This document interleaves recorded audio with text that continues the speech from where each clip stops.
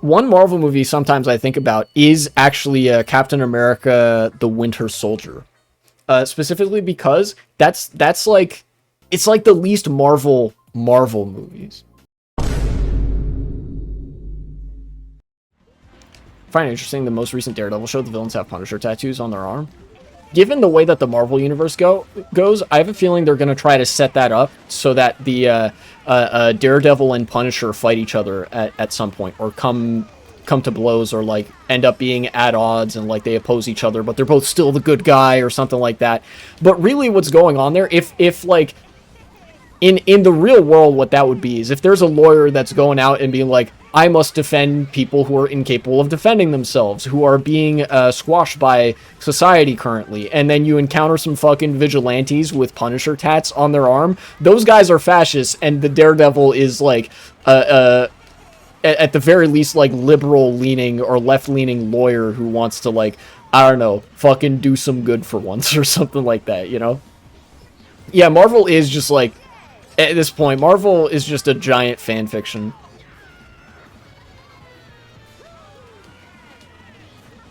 Although, funnily enough, I don't usually think about like Marvel stuff because it's kind of designed to be movie slop. Basically, a lot of Marvel movies were designed to be like, you watch it once, you enjoy it, and then it's just kind of that's it, you know, so they can rake in those box office profits.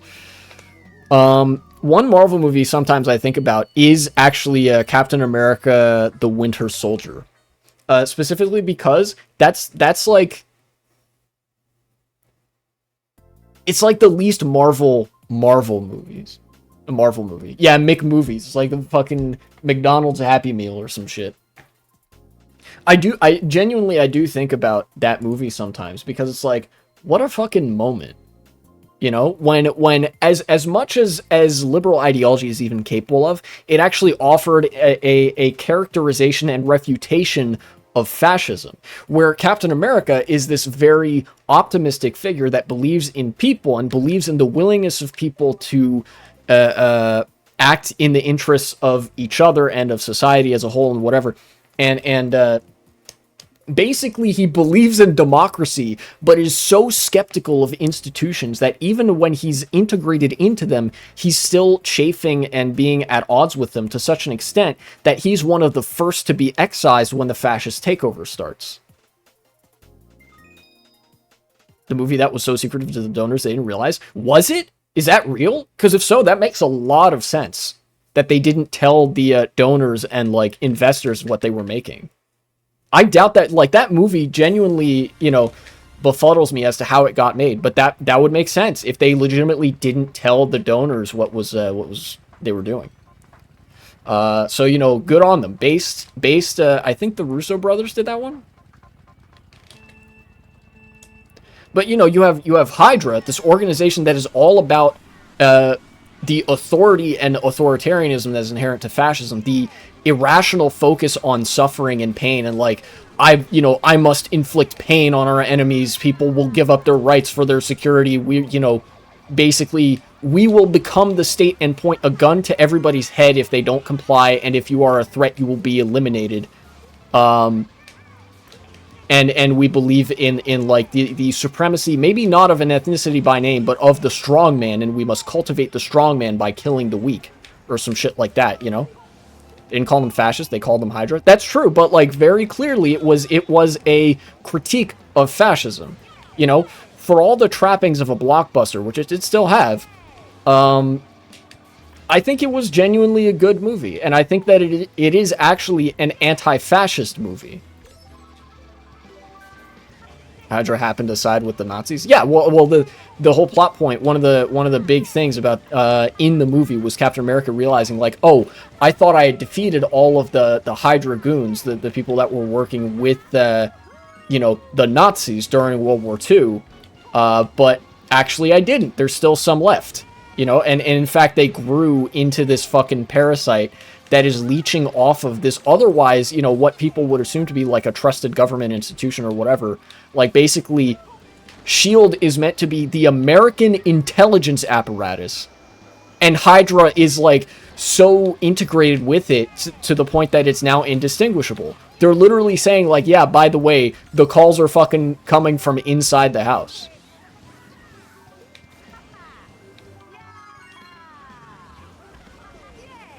You know? So again, that, you know, it would make sense as to that movie being secretive, because that is way too based for the capitalists to have known about. Literally, like, the donors and the investors, like, if they knew about that shit, they'd be like, no, you have to change this and this and this. Moving to something similar to Project Paperclip. Yeah, honestly, the fact that it referred to Operation Paperclip was a big thing that stuck out to me. I was like, oh yeah, like, America did that in real life. Operation Paperclip was basically, we recruited a bunch of German scientists, many of whom were dissidents, but also a lot of whom were Nazis that committed unspeakable crimes, that we just decided, we want your expertise on this subject to be used for our geopolitical interests, and thus we will rescue you from prosecution in the international courts, so that you can work for us, actually, and develop, like, rockets and nukes and stuff. You know?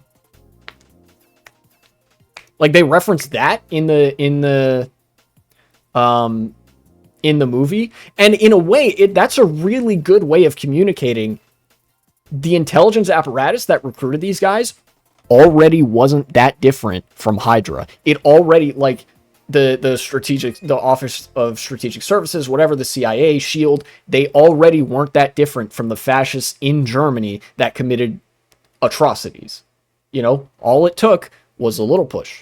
Like, that's it. Isn't that how Hydra ended up infiltrating SHIELD? Yeah, that's the point being conveyed there. And the reason that it worked, again, is because they already weren't that different.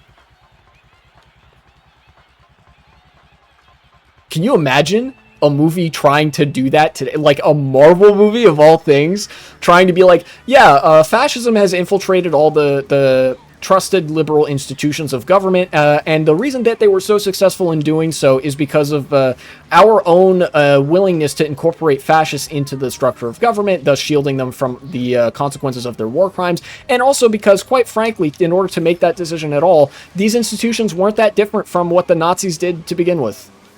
Like, damn.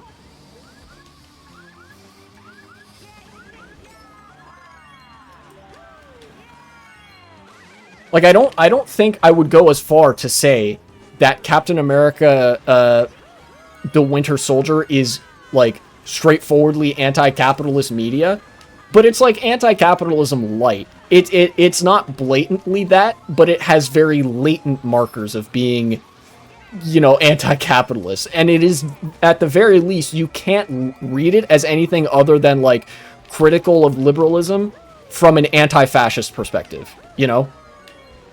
It is, I think, before anything else, Captain America, the Winter Soldier is an anti-fascist movie.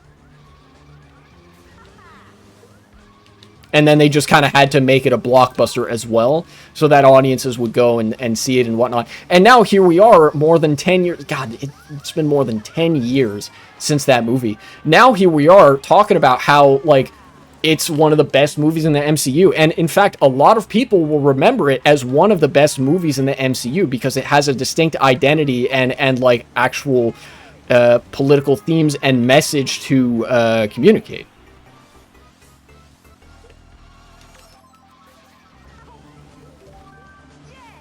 I would like to see a good superhero story written by a communist. I would too.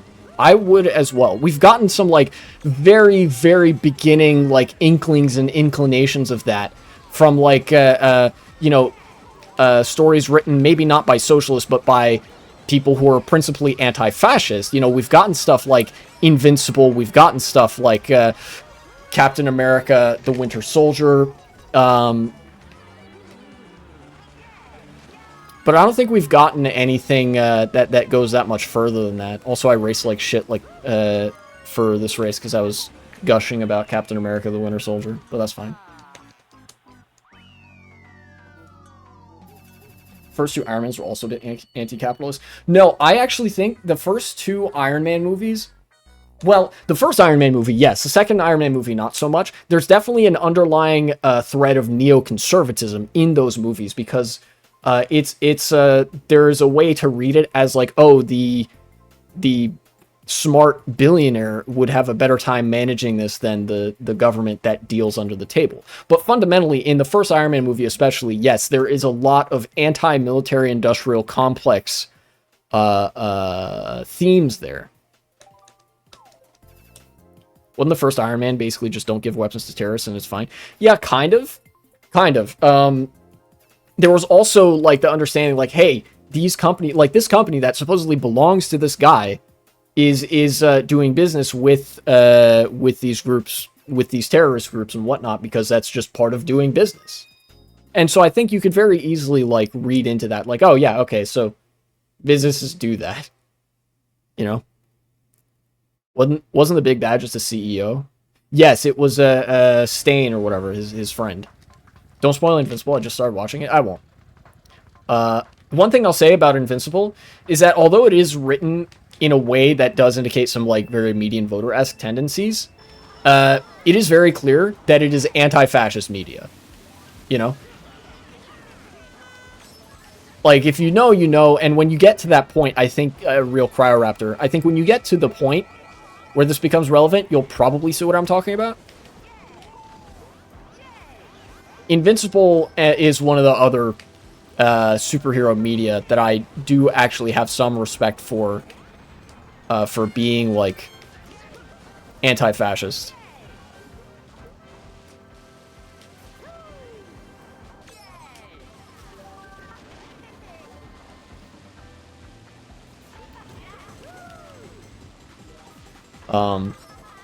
Now I'm actually wondering, like,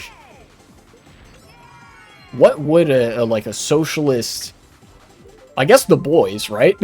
You know, I guess we do have The Boys, which is, you know, anti-capitalist superhero media, where, like, the superheroes are kind of portrayed as the bad guy, or like, part of this system and whatnot.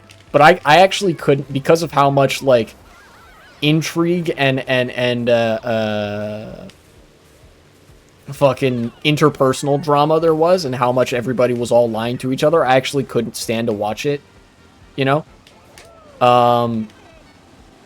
There is that, but I wonder, like, if you had a superhero media written by, like, a socialist or something, like, or, like, meant to have a socialist perspective, I wonder what that would look like, where, like, the superhero is sympathetic to socialism.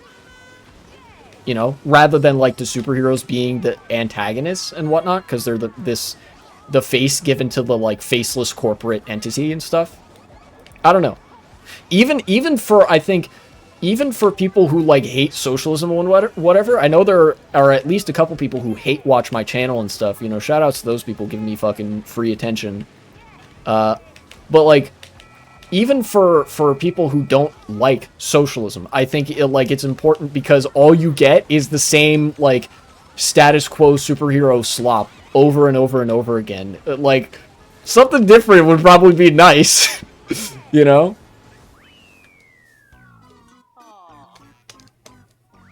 And I think I actually might make this into a segment. I think that warrants a discussion. It seems like a lot of my media segments end up just be me talking about superheroes and stuff.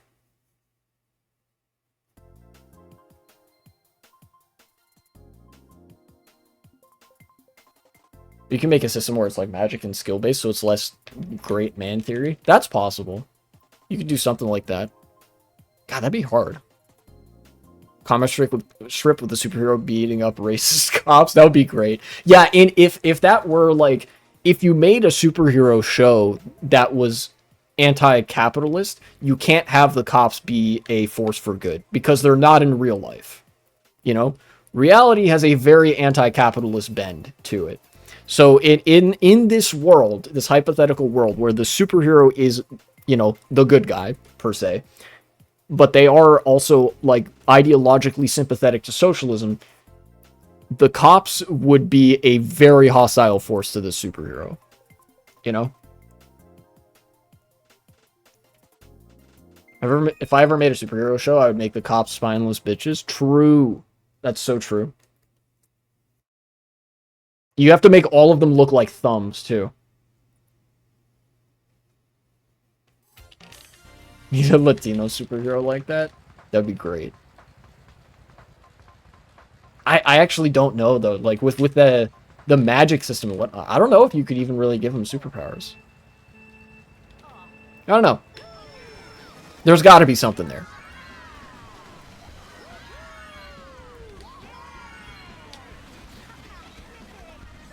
Anyways. I think that's probably all I have in me for superhero talk. I'm pretty close to might be kind of close to ending the stream as well after a couple more races and stuff. Future me, if that ends up being like a media segment, end it there. Thanks for watching, and support the channel if you would be so kind.